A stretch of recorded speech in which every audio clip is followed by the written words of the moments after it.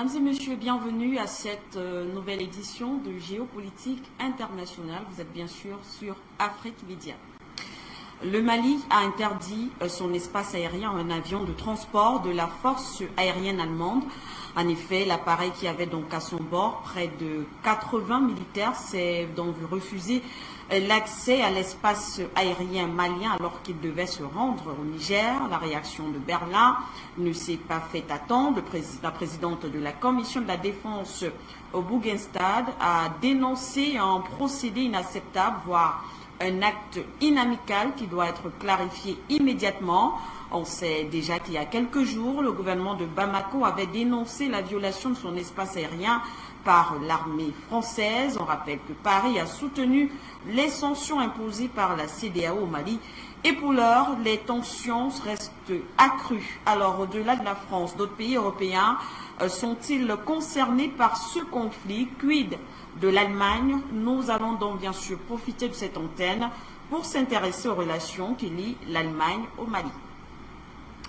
La Corée du Nord menace de reprendre des essais de missiles nucléaires, évoquant donc une confrontation de longue haleine avec les États-Unis. Le numéro 1 nord-coréen Pyongyang durcit le ton après avoir lancé 4 missiles balistiques depuis le début de l'année. Pendant ce temps, au Conseil de sécurité des Nations Unies, la Chine et la Russie bloquent une demande américaine de sanctions à l'égard de 5 ressortissants nord-coréens résidant dans ces deux pays accusés de participer au programme balistique de Pyongyang. On en parlera également pour du moins la seconde thématique principale de cette autre édition.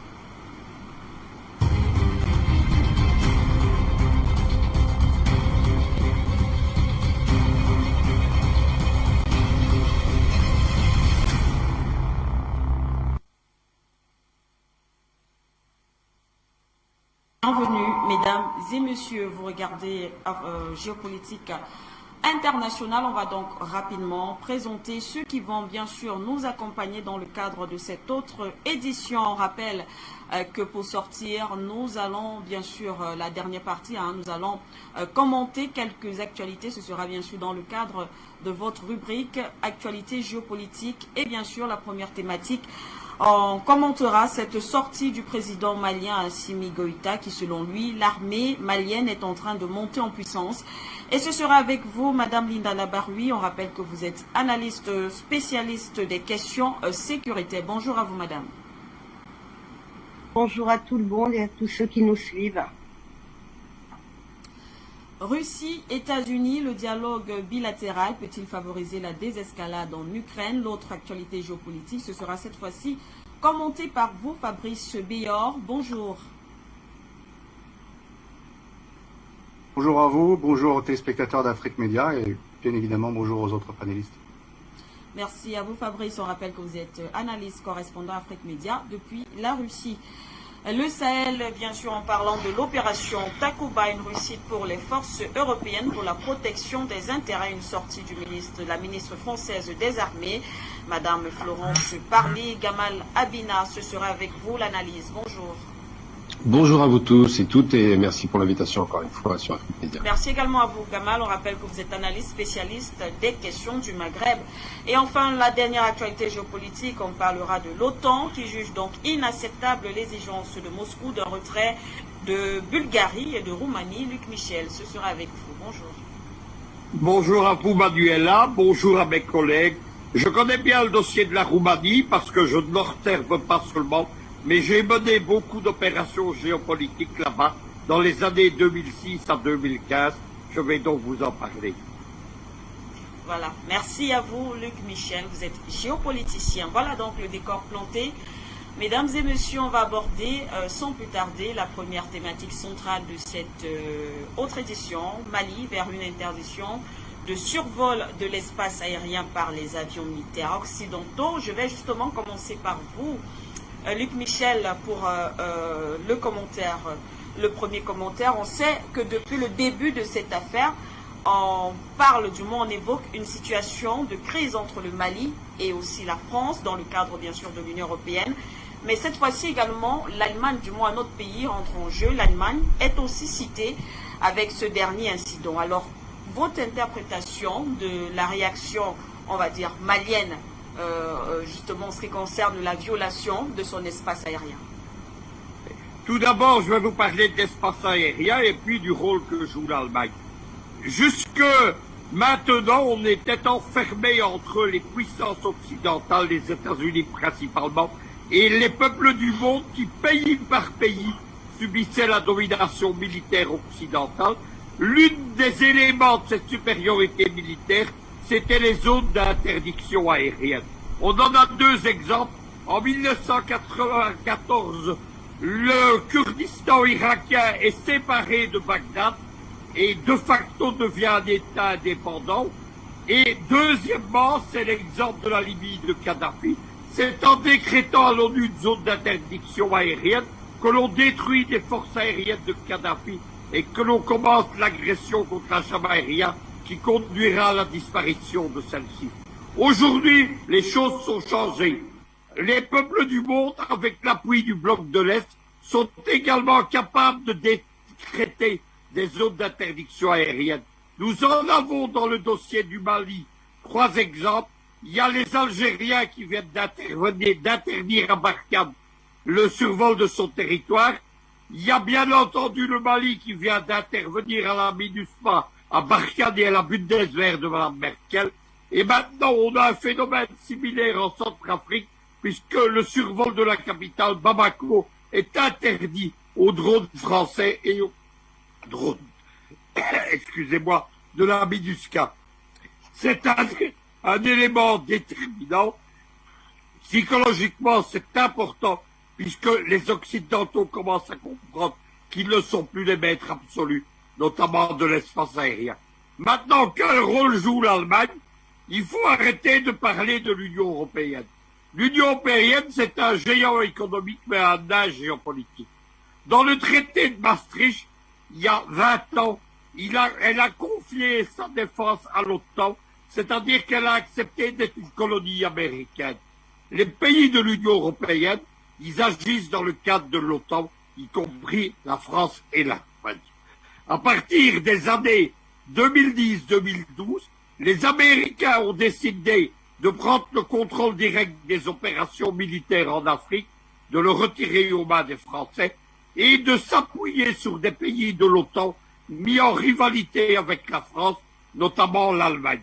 L'Allemagne a quitté l'Afrique en 1917 lorsqu'elle a perdu la Première Guerre mondiale. Entre 1936 et 1945, le Troisième Reich d'Adolf Hitler préparait son retour en Afrique. Il voulait partager l'Afrique, l'Allemagne prenant le contrôle de l'Empire français et le partageant le reste de l'Afrique avec l'Empire britannique. En 2013, le ministre des Affaires étrangères allemand Steinmeier, aujourd'hui c'est le président allemand, lance un grand débat de géopolitique à Berlin. Sur un thème, l'Allemagne doit retourner en Afrique. Il explique qu'en Afrique, il y a de la main-d'œuvre bon marché, ce sont les esclaves. Il y a des matières premières bon marché, c'est le pillage néocolonial. Le débat est un succès et l'Allemagne décide, avec l'aide des Américains, de revenir en Afrique. La première mission militaire, précisément, de la Bundeswehr de Mme Merkel, elle est intégrée au sein de la force européenne qui intervient dans le cadre de l'OTAN au Mali, et donc les Allemands s'intègrent dans le pays. Depuis, ils ont 2 portes d'entrée en Afrique. Tout d'abord, le Ghana, auquel le lie des partenariats stratégiques. On notera que le Ghana, c'était déjà le pays qu'Hitler voulait utiliser pour reconquérir l'Afrique. Et secondement, justement, c'est le Mali. Il y a un troisième pays où la Bundeswehr de la Merkel est installée, c'est le Niger de Mohamed Bazoum, puisque les Américains ont poussé les Allemands à installer une grande base militaire. Le rôle de l'Allemagne, il est capital dans le déploiement des armées françaises. Vous savez que la France, c'est une petite puissance géopolitique. L'armée française, elle n'a notamment pas les transporteurs lourds qui lui permettent de se transposer. Elle les reçoit donc de l'armée allemande, de la Bundesluftwaffe et de l'armée américaine. C'est donc un rôle capital, c'est un rôle essentiel et il explique évidemment tout l'intérêt que les Américains portent à l'Allemagne en Afrique. Merci à vous, Luc Michel, déjà pour ce premier jet. Je vais poursuivre avec vous, Fabrice Béor, pour toujours l'analyse autour de cette thématique. On sait évidemment que, d'ailleurs, Luc Michel a rappelé que la France et l'Allemagne, les relations qui lient les deux pays sont très solides. Beaucoup évoquent justement l'existence d'un deal entre les deux États concernant plusieurs dossiers, dont les dossiers africains. Alors, est-ce que ce lien entre Paris et Berlin peut justifier également la décision de Bamako vis-à-vis de l'Allemagne? Deux façons de voir la chose. La première, c'est l'opportunité, l'occasion fait le larron, on dire. Donc cet avion s'apprêtant à passer au-dessus de l'espace aérien malien et cherchant une réponse à cette Union européenne qui dit répondre en écho aux sanctions de la CEDEAO, qui en fait n'a agi que sur demande de Paris, du Quai d'Orsay. On va dire chercher une réponse, et la réponse était présente, à savoir un avion qui passe, et on va aussi faire des contre-sanctions, parce que c'est ce qu'il faut faire, ça n'est qu'un rapport de force. Et donc la communication ne sert pas à grand chose dans ces circonstances. Et donc ça c'est le premier élément qu'on peut voir, et je m'en félicite. Et puis maintenant nous avons effectivement le deuxième élément, c'est que le Mali a bien compris qu'il n'avait pas affaire à la France, qu'il n'avait pas affaire à l'Allemagne, qu'il n'avait pas affaire aux États-Unis, qu'il n'avait pas affaire à des partenaires différents, qu'il avait affaire à un bloc occidental et qui agisse d'une manière coordonnée, même si des fois entre les Américains et les Français, entre les Français et les Allemands, il y a des petites batailles à titre personnel entre différents petits impérialismes. Mais pour autant, dans le cas précis du Mali, ils agissent bien évidemment de concert. Donc, vu que l'Union européenne, dont fait partie l'Allemagne, impose des sanctions au Mali, le Mali impose des sanctions donc aux pays de l'Union européenne, et dans le cas précis, qui plus est, à un avion militaire, un Airbus de transport militaire. Il y avait à peu près, j'en crois, à peu près 80 personnes qui devaient être déployées au Niger, dont on a déjà parlé. Niger qui est aujourd'hui le nouveau pays où se déploie l'armée allemande, et d'où les soldats aujourd'hui allemands au Mali vont certainement se redéployer. Et donc nous avons finalement une réponse du Mali qui est tout à fait adéquate, qui n'est pas anecdotique, et qui est assez symbolique, et qui impose des soucis un peu logistiques. Ce n'est pas grand-chose, mais c'est déjà un premier pas, puisque rappelons-nous, les zones d'interdiction de survol en général, enfin les sanctions en général d'ailleurs, sont considérées dans le bloc occidental comme étant leur droit, et les réponses que l'on fait, que les pays font lorsqu'ils émettent des contre-sanctions sont considérées comme des agressions. C'est pour ça que j'ai dit qu'il ne faut pas prendre en compte les éléments de communication. La diplomatie doit jouer évidemment son rôle, mais la diplomatie n'est aussi qu'un rapport de force sur le terrain. Et comme cela a été indiqué, comme vous l'avez indiqué dans la présentation du sujet, l'armée malienne se renforce. Pourquoi? Parce qu'elle commence à être formée, elle commence à être équipée, et aujourd'hui, à la tête de son État, une équipe qui a bien compris les enjeux et qui pose ce qu'il faut poser.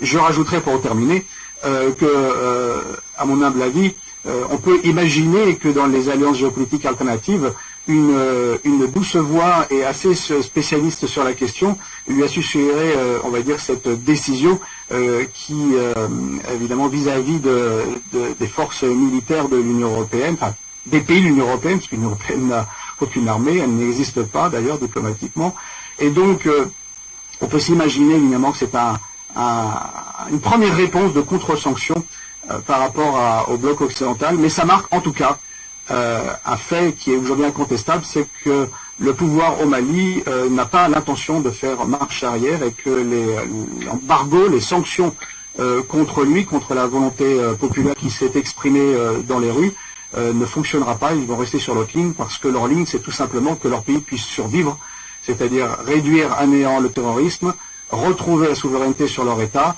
et retrouver surtout les rênes sur leur développement, c'est-à-dire sur leurs ressources naturelles.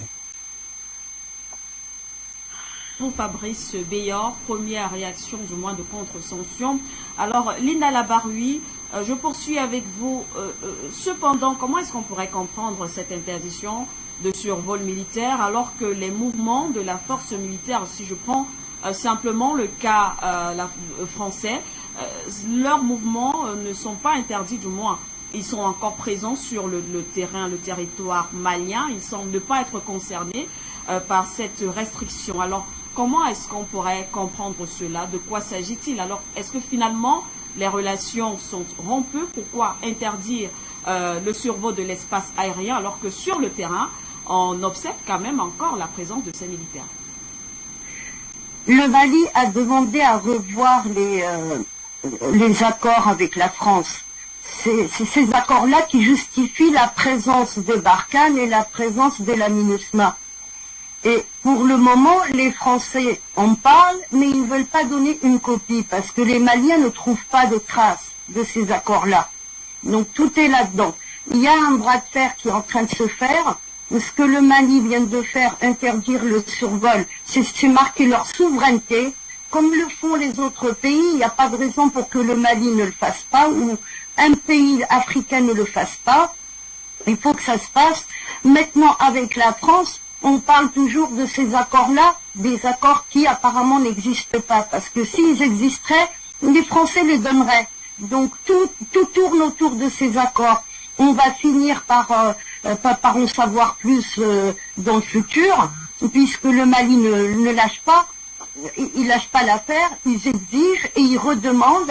Ça va même au-delà de la France et maintenant ça va aller aux Nations Unies. Il faut que la France justifie sa présence. Elle ne pourra pas, et même si elle le faisait, il faut qu'elle donne une copie. Et c'est à partir de ce moment-là où on peut parler de présence légale ou illégale.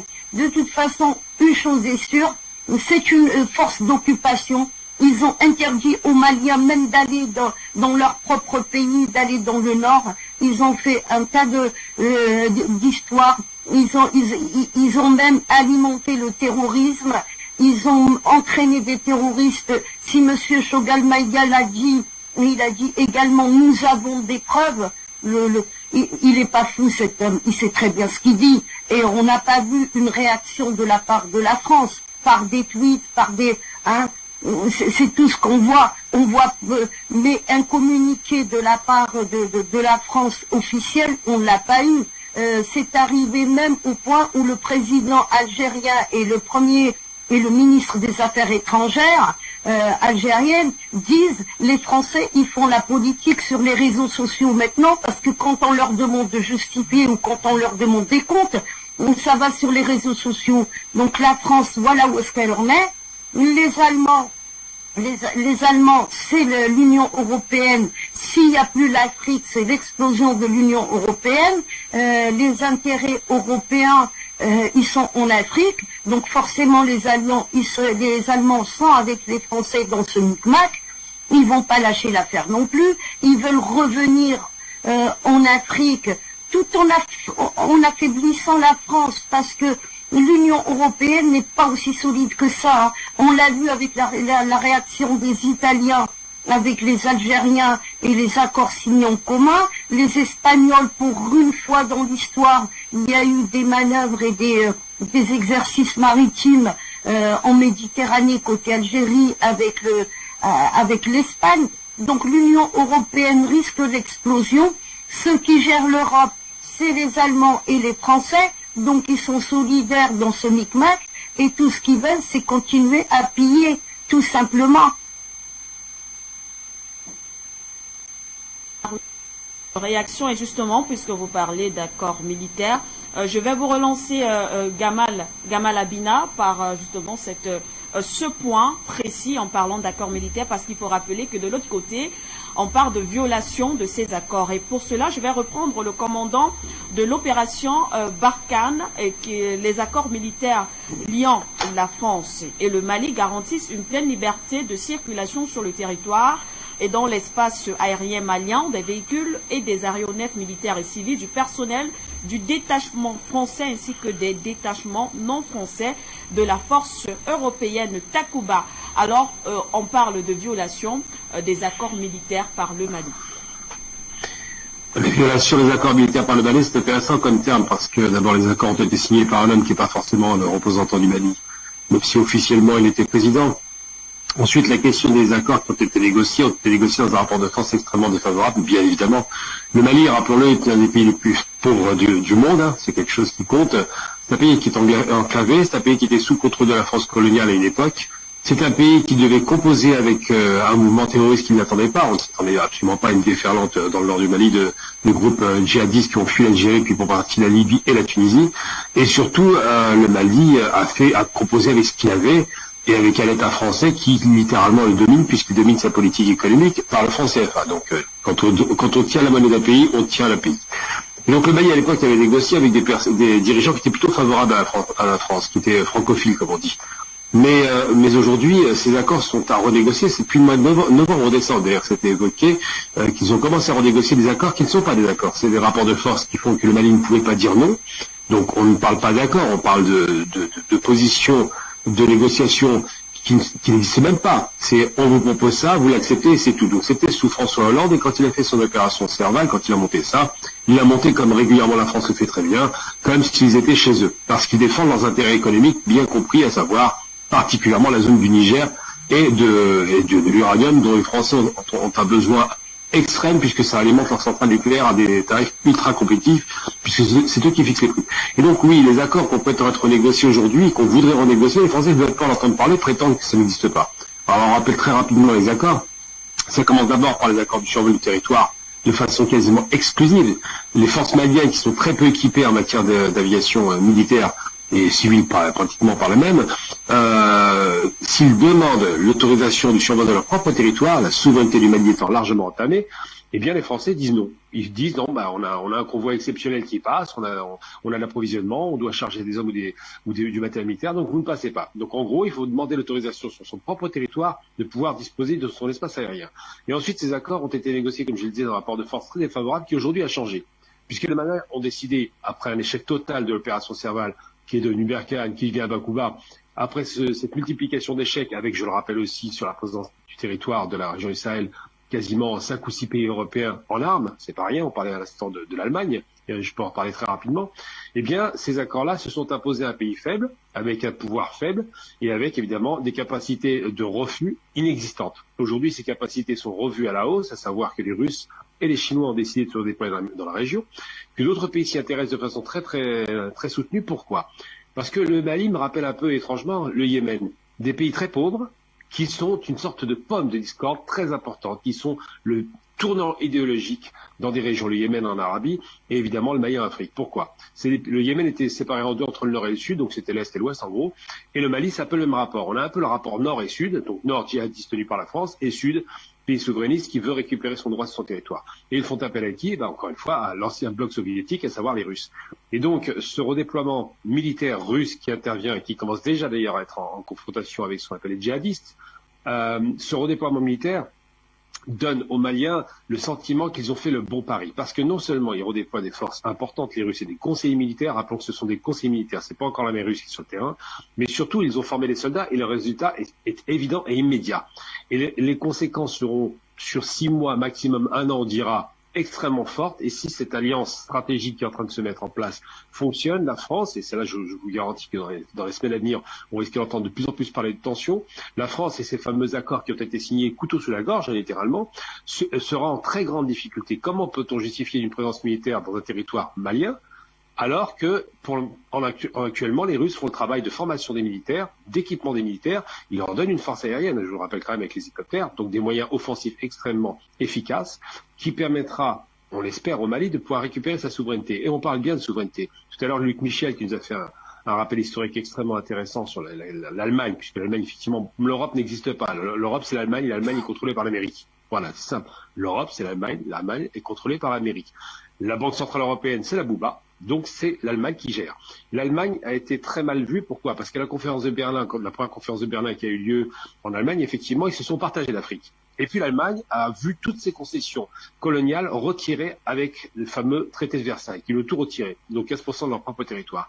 Donc les Allemands ont une revanche à prendre, non seulement sur leurs concurrents européens, parce qu'ils sont en rapport de concurrence extrêmement violent, ce ne sont pas des amis des Européens, mais surtout, les Allemands sont sous contrôle américain, puisqu'il y a toujours des bases d'une occupation américaine de l'Allemagne. Il ne faut jamais le perdre de vue. Donc l'Allemagne joue un jeu double, à la fois ses intérêts personnels et en même temps répondre à l'agenda politique de l'OTAN. Et donc les Allemands aujourd'hui présents en Afrique essaient de le faire de façon la moins offensive possible, mais en même temps ils cherchent à défendre leurs intérêts en jouant le double jeu de nous sommes vos amis. Nous ne sommes pas trop pro-France, puisqu'ils n'aiment pas la France, faut être très clair aussi. Et historiquement, on le comprend d'ailleurs. Et donc, ces Allemands ont décidé de se placer sans être trop dans la friction. Donc, ils sont en train de se réjouir du recul des Français, puisqu'ils pensent prendre à leur tour la place.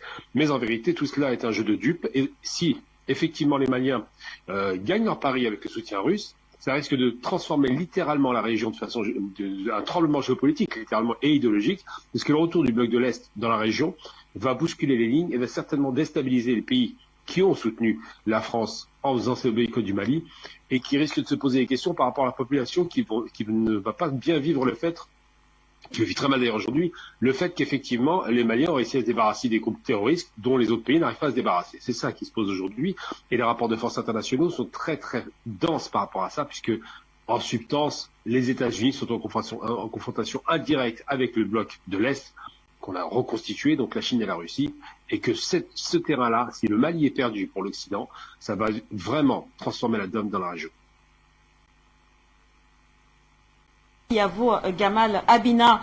Alors, on refait le tour, pour sortir bien sûr de cette thématique, on refait le tour de table. Luc Michel, je reviens donc vers vous. Le bloc de l'Est, puisqu'on on en a d'ailleurs parlé dans nos précédentes éditions, Gamal également vient de le rappeler, il y a donc ce bloc de l'Est contre, on va dire quoi, cette communauté européenne. Alors, mais est-ce qu'il est aussi puissant que ça? Est-ce qu'il est puissant face à l'Union européenne? Cette alliance stratégique aujourd'hui entre le Mali et la Russie peut-il faire face aux États de l'Union européenne? Avant de vous répondre, il faut dire une chose. Le bloc de l'Est est opposé aux États-Unis et pas à l'Union européenne. Au contraire, Poutine et Lavrov développent une vision alternative de l'Europe qu'on appelle le néo-eurasisme, une vision que j'avais contribué à définir dans le Bruxelles des années 1980, c'est la grande Europe de Vladivostok à Lisbonne. Que veulent Poutine et Lavrov? C'est arracher l'Union européenne des mains des États-Unis. Ce qui oppose le bloc de l'Est, c'est l'OTAN et les États-Unis. Est-ce que le bloc de l'Est est puissant? Tout d'abord, en termes d'humains, on appelle le bloc américain occidental la communauté internationale. C'est tout à fait inexact, c'est 1,5 milliard d'hommes et de femmes. Mais l'organisation de coopération de Shanghai, qui comprend Moscou, Pékin, Téhéran, le Pakistan, l'Inde, 13 ex-républiques soviétiques, c'est 5 milliards d'hommes et de femmes.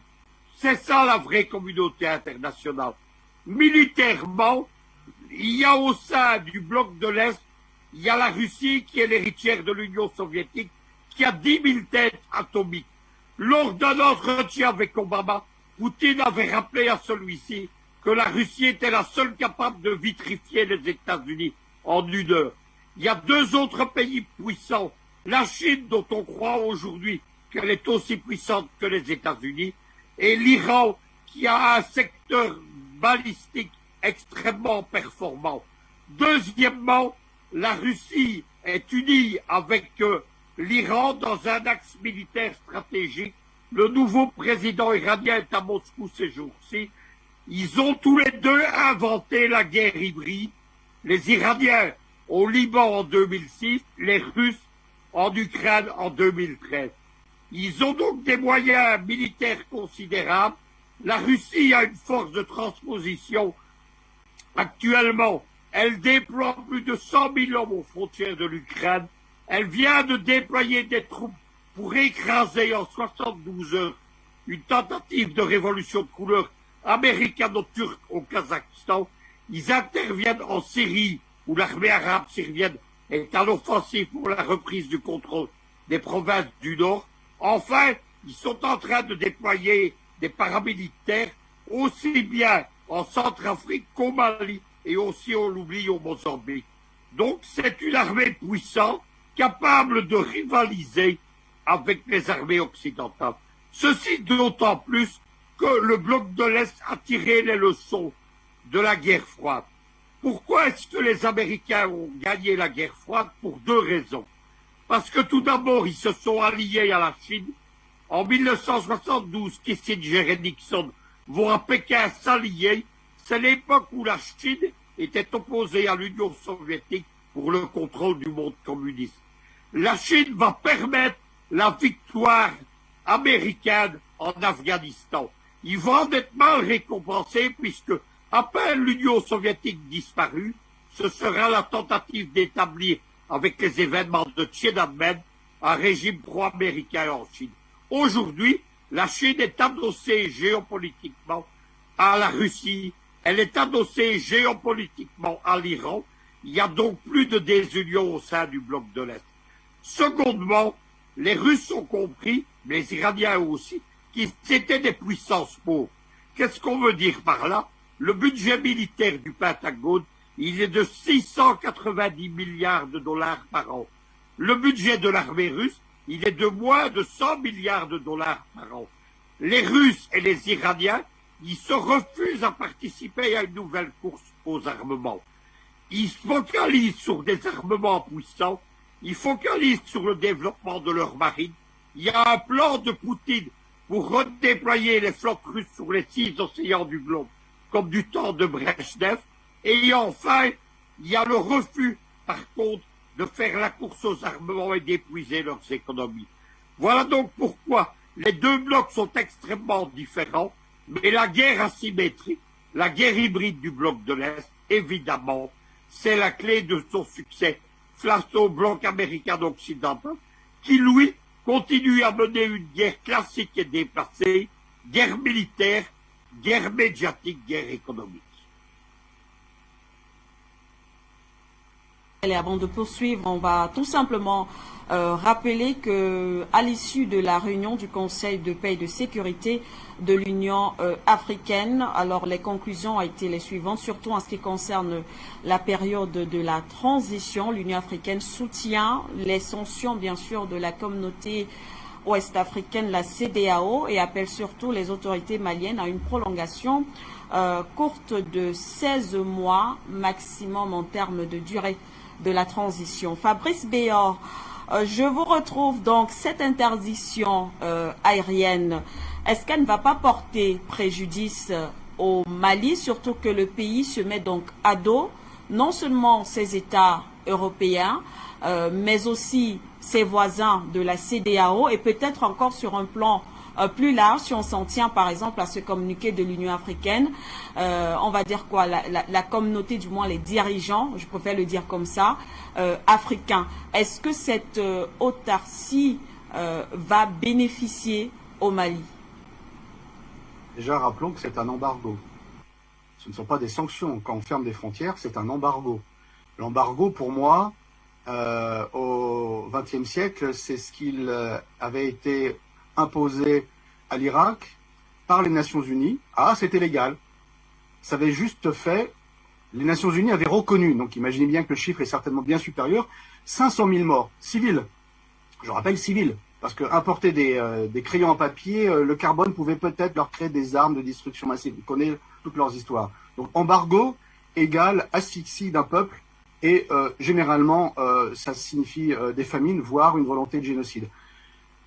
Le Mali ne fait que réagir à une agression. Vous savez, c'est un peu comme aujourd'hui en Europe, dans le cas de l'Ukraine, dont on va parler dans la deuxième partie, où vous avez les pays occidentaux et l'OTAN qui arment et qui imposent des sanctions, qui arment l'Ukraine et qui après trouvent anormal que la Russie protège ses frontières. C'est un peu comme l'Union européenne qui dit « Oh, nous avons perdu avec les sanctions contre la Russie 290 milliards d'euros. Oh, c'est vraiment pas bien, la Russie a privilégié ses productions internes. » Oui, mais c'est vous êtes responsables, vous êtes des adultes ou vous êtes des enfants. Et ben, c'est exactement pareil pour le Mali. Le Mali, et c'est pas grand-chose, l'interdiction du survol d'un avion militaire allemand, en quoi cela serait-il déjà illégal? Non, c'est légal. Et en quoi cela serait-il illégitime lorsqu'on se fait agresser par des pays dits justement de l'Union africaine? L'Union africaine ne fait que valider la décision de la CEDEAO qui n'a été prise que sur injonction du Quai d'Orsay. L'Union africaine démontre aujourd'hui son échec total. et indique justement au contraire il ne faut pas vouloir, comme d'ailleurs pour l'Europe, il ne faut pas vouloir que d'un seul coup tous les pays africains dans le cas précis construisent une Union africaine.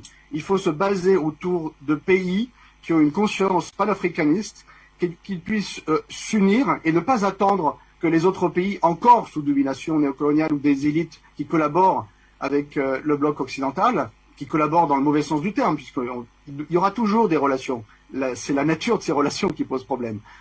Donc je ne vois pas en quoi le Mali devrait avoir peur. Au contraire, le Mali est à l'avant-garde et on voit bien que dans d'autres pays africains, les masses africaines, tout du moins, comprennent bien ce qu'il se passe.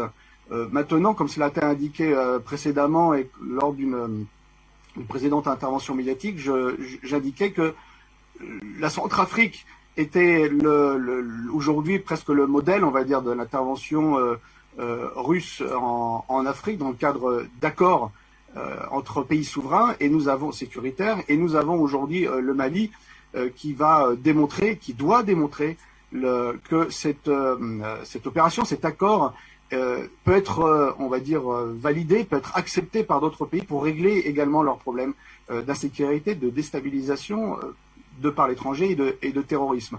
C'est pourquoi vous avez cette réaction extrêmement ardue de la part de la France qui fait fonctionner tous les manettes de la France-Afrique qu'elle peut le faire.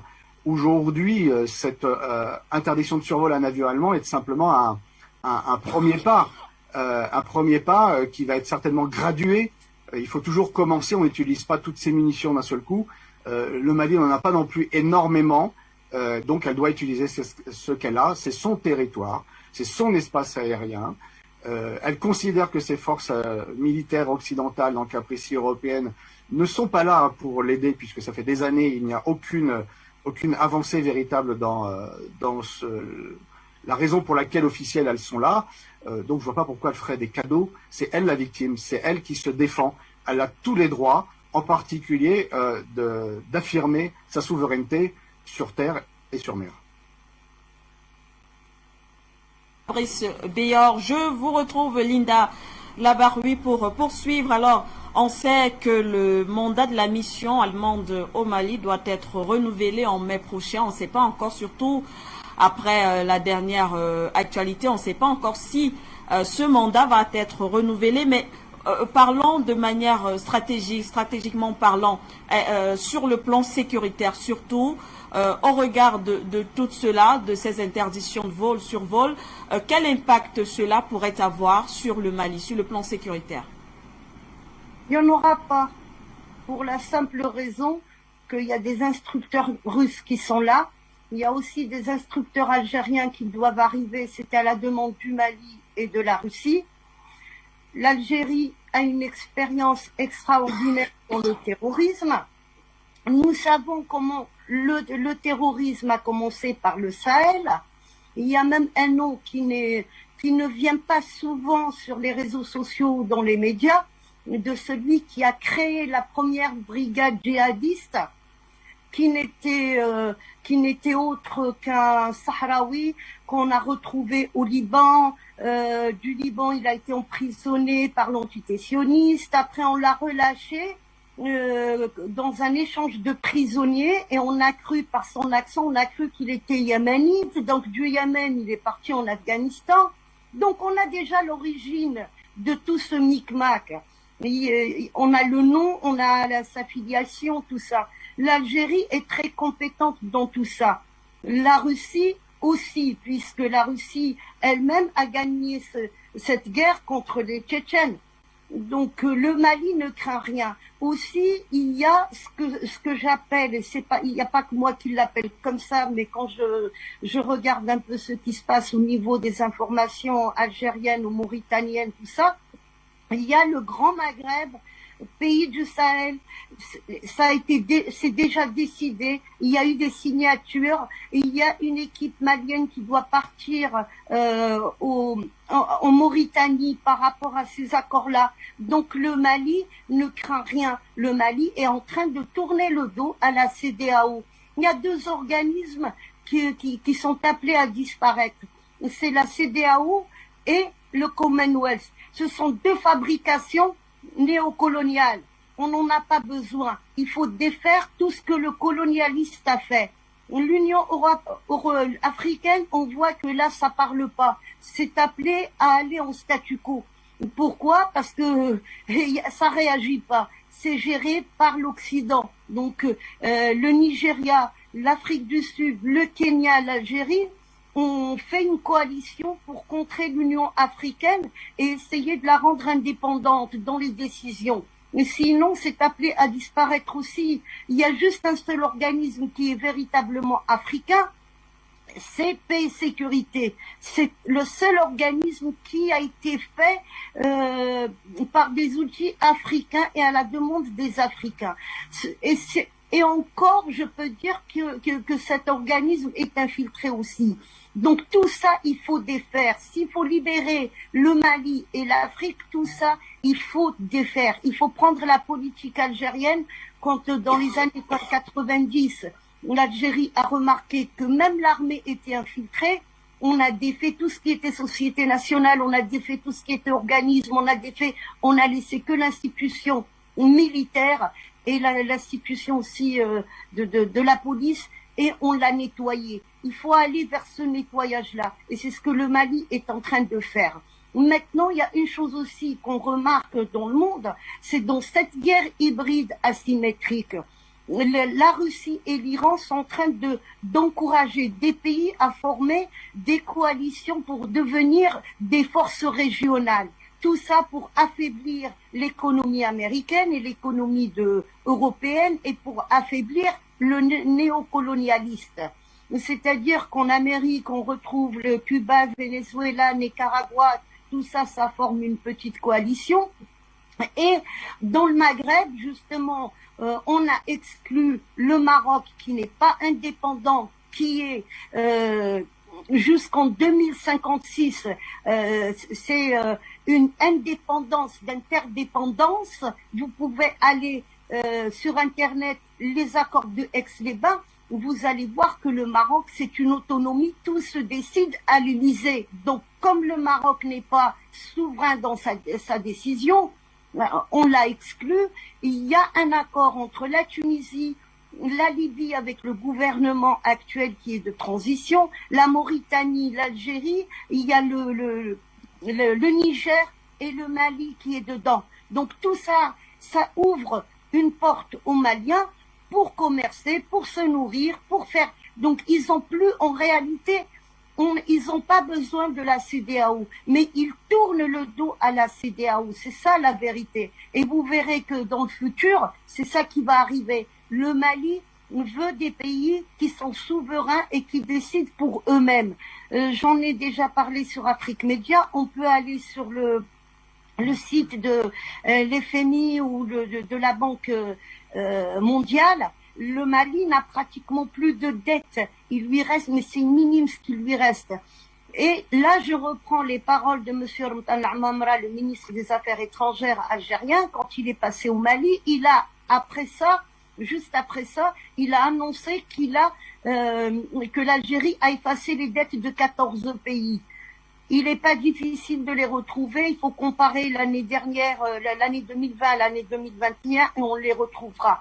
Donc ces pays-là vont se former en coalition contre ce qu'on appelle la CEDEAO et contre les décisions américaines ou les décisions françaises. Le Mali est en très très bonne voie et il est en train de réussir son coup. Sinon, il n'inquiéterait pas le monde entier. Et puis il y a aussi le soutien et toutes les manifs qu'on vient de voir. La peur a changé de camp. Réellement, la peur a changé de camp. On va sortir de cette première thématique avec vous, Gamal Abina, tout en rappelant bien sûr que le président français Emmanuel Macron avait annoncé que l'Union européenne était en train de préparer des mesures contre les autorités maliennes de transition, donc des sanctions, de probables sanctions également de l'Union européenne contre les autorités maliennes. Gamal Abina. Alors, c'est bien, Fabrice Béard a fait un rappel historique, mais il a dit que c'était un embargo, je vais encore plus loin, ça s'appelle un blocus. Ça rappelle étrangement des blocus qu'on a vu effectivement en Irak, qui ont quand même tué des millions de personnes. Hein. Ça rappelle les blocus qu'on a vus même en Europe, faut pas l'oublier, parce que l'Europe a une mémoire courte, mais pas nous. Lorsque, pour faire pression sur l'Allemagne et pour la pousser à se rendre, ils ont fait un blocus contre l'Allemagne et l'Autriche, et ça a été un blocus qui a conduit à la mort d'1 million de personnes. À la fois par famine, puisqu'ils ont affamé des peuples, donc ils sont capables de ça, et par la maladie qu'on avait appelée la grippe espagnole à l'époque. Donc, les Européens tentent leur va-tout en faisant un blocus dans un pays qui lui aussi est enclavé, et beaucoup plus que l'Allemagne ne l'était d'ailleurs, qui est enclavé, qui doit donc passer par les terres étrangères, et donc les gens de la CEDEAO, pour pouvoir se recevoir du matériel, de l'approvisionnement, de la nourriture, c'est un pays qui est quand même assez désertique. Et donc ces sanctions dont on parle, c'est des sanctions qui vont dans le sens d'un blocus, encore une fois, malheureusement. Alors évidemment, elles ne sont pas légales, puisque c'est des sanctions qui sont unilatérales, l'ONU n'est pas derrière, il n'y a pas de vote, on n'est pas en système démocratique, on est dans un système de rétention, de répression. De répression de gens qui sont frustrés, parce qu'ils commencent à perdre la main dans la région. Et ce qui doit être noté dans l'histoire, c'est qu'est-ce que peut faire le Mali. Alors moi, je suis pas aussi optimiste que ça. Je reste très mesuré parce que malheureusement, il y a des zones de combat, des zones de tension entre l'Est et l'Ouest, en l'occurrence, sur lesquelles malheureusement la victoire n'a pas été emportée. Et je me méfie de ce qui est capable de faire l'Occident en général, donc les États-Unis, pour faire simple. Je me méfie de leur capacité d'agir, leur capacité extrêmement violente. Parce que même un pays comme la Corée du Nord, on en parlera tout à l'heure, est sous sanction depuis 4-5 ans, mais elle soutient la Chine malgré tout, un soutien direct puisque c'est frontalier. Et pour autant, ça n'empêche pas les dégâts économiques. Donc je me méfie toujours de ce que sont capables de faire les Occidentaux par rapport à certains pays. Ensuite et surtout, la CEDEAO, ça pèse rien, c'est 750 milliards. Ça dérange certaines personnes de dire que ça pèse rien économiquement, mais c'est une réalité. Parce que l'essentiel de la richesse de la CEDEAO vient du Nigeria, qui est un pays pétrolier, donc un pays qui n'est pas forcément riche autrement que par la production des extractions d'hydrocarbures. Donc la CEDEAO, c'est juste un jouet. En revanche, les sanctions européennes, elles peuvent avoir des conséquences beaucoup plus lourdes. Le seul moyen pour que le Mali puisse éviter de sombrer, puisqu'on parle de sanctions, c'est donc des sanctions extrêmement violentes, ce serait que la Chine puisse apporter un concours effectif au Mali, par le biais non pas des échanges par le dollar, il faut éviter le dollar, mais par les échanges par le troc. Le système de troc est un moyen qui peut contourner les sanctions, qui permet de garantir l'approvisionnement du territoire. Et puis évidemment, la Chine et la Russie, à la fois économiquement et militairement, pourraient concourir au desserrement de cet enclavement qu'on voudrait sur le Mali. Rappelons-nous que les sanctions ne font que souffrir les peuples. L'Irak en a souffert pendant quasiment 30 ans, faut pas l'oublier. Ça a duré très longtemps, ces sanctions économiques, et que le Mali risque effectivement d'entamer une phase difficile de sanctions. Alors, à la différence de l'Irak, c'est qu'aujourd'hui, le bloc de l'Est est reconstitué et que le partage du monde est multipolaire et plus unipolaire comme ça a été le cas dans les années 90-2000. Donc, effectivement, on peut s'inquiéter de ce qui va arriver au Mali, on peut s'inquiéter du jeu de force qui est en train de se mettre en place, on peut s'inquiéter de la trahison de certaines élites africaines qui ont refusé au moins, à minima, de s'abstenir, qui n'ont même pas voulu s'abstenir, mais qui ont été offensifs en votant des sanctions contre le Mali. Mais le modèle malien, s'il aboutit, encore une fois, je le répète, s'ils réussissent leur pari, à savoir se débarrasser des mouvements terroristes, espérer une autonomie économique et surtout militaire, on commence d'abord par la sécurité du territoire avant l'économie, s'ils sont capables de mettre ça en place, et mieux encore, s'ils sont capables de se débarrasser de la monnaie singe qui est le franc CFA ou l'équivalent du franc CFA aujourd'hui, eh bien le Mali gagnera son pari. Et c'est intéressant parce que c'est un pari qui n'est pas tellement économique, c'est pas un pays très riche le Mali. Un pari qui sur le plan géopolitique est central. Le Mali est effectivement frontalier de l'Algérie, mais surtout c'est le cœur de l'Afrique de l'Ouest. C'est le pays le plus important en termes de superficie et de contacts frontaliers. Ils sont quasiment frontaliers avec tous les pays de l'Afrique de l'Ouest. Et surtout, c'est un pays qui semble prendre la voie de la souveraineté. Parce que la question qui est posée aujourd'hui, ce n'est pas une question de sécurité seulement ou de terrorisme. Ça, c'est de la décoration. C'est réellement une question de souveraineté. Est-ce que le pays va choisir de rompre définitivement ses liens avec l'ex-puissance coloniale, ou est-ce qu'il va continuer à maintenir ce lien assez malsain, cette espèce de lien organique entre la France coloniale qui lui a jamais autorisé à se développer et son pays qui est un pays qui devrait être souverain. Eh bien la question se pose aujourd'hui et je pense que la décolonisation du Mali ne commencera que le jour où ils seront en mesure de défendre leurs frontières, d'avoir des partenaires économiques et politiques et militaires sérieux et surtout de se débarrasser de l'ex-puissance tutélaire coloniale, puisque malheureusement la question qui se pose aujourd'hui c'est comment faire pour que l'ex-puissance coloniale puisse une bonne fois pour toutes, reprendre ses militaires et les rapatrier sur son territoire, parce que la France ne défend évidemment pas la France au Mali, elle défend uniquement ses intérêts. Gamal Abina, et bien sûr, on referme dans cette première thématique. On va prendre la transition pour revenir et aborder la seconde problématique.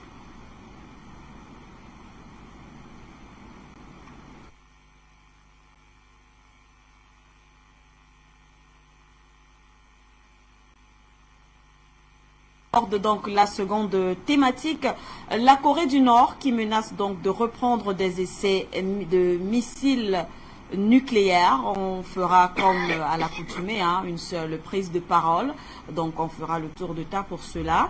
Je vais commencer par vous pour cette question, Fabrice Beyor. La Corée du Nord qui menace donc de reprendre des essais de missiles nucléaires. Quel est le contexte, Fabrice?